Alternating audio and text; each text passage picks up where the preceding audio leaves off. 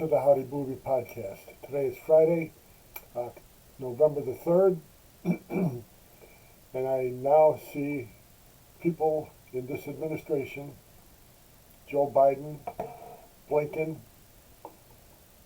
others are calling for Israel to get a ceasefire so they can give humanitarian aid to the people in Gaza.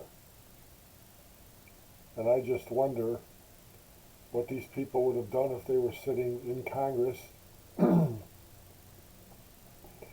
after Harry Truman okayed the bombing of Hiroshima and Nagasaki, where 200,000 people were killed, but it ended the war.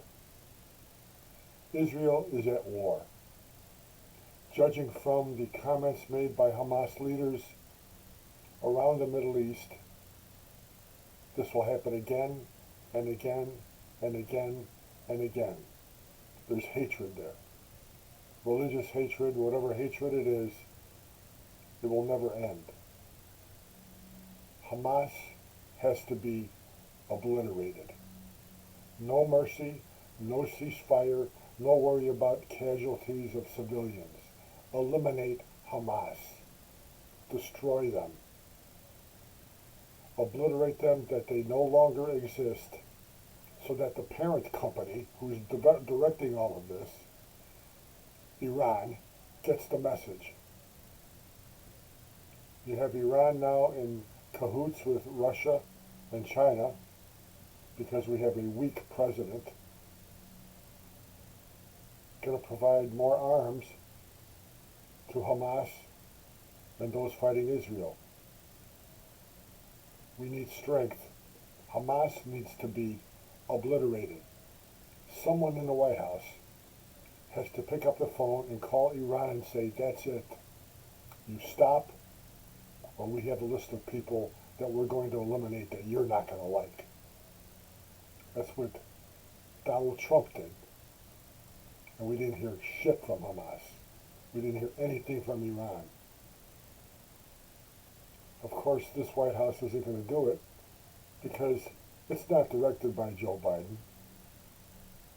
It's directed by a guy whose middle name is Hussein.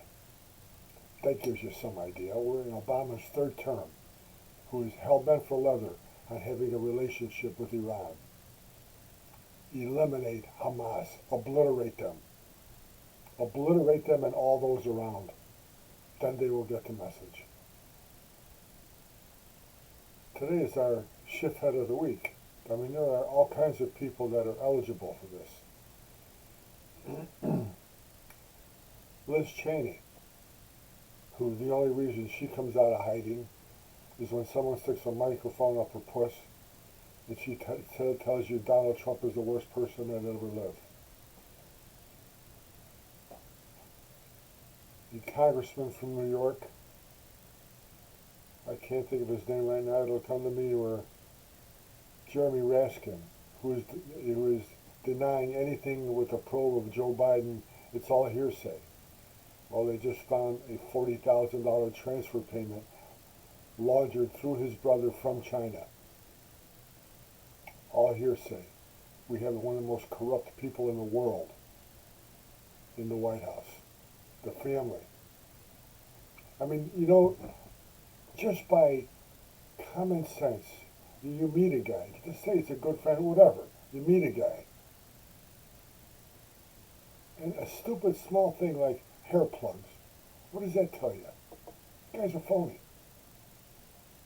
He's been shown to plagiarize people, lie all the time. The guy's a phony. His family's got to be taken care of. You have Stephen Colbert, who I don't think would ever have a TV show if it wasn't for Donald Trump. Because all he does is I hate Donald Trump. That's all he does. And even then, they eliminated his show because of the writer's strike, so he's not even smart enough to do that. But I think anybody who calls for a ceasefire, anybody who calls for Israel to hold back, is our shift head of the week. We have new people on the Democratic side who constantly lie and pull stunts every week that could get this award hands down.